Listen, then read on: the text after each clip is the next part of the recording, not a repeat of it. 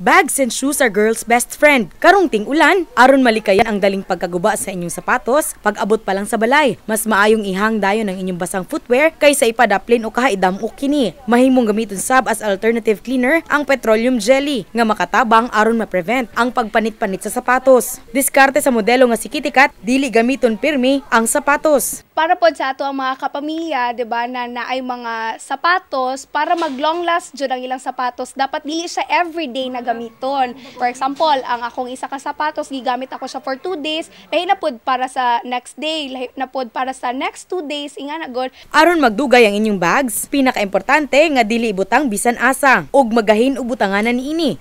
Sa paghinlo sab, kinahanglang dili over-clean aron dili madaot ang finish.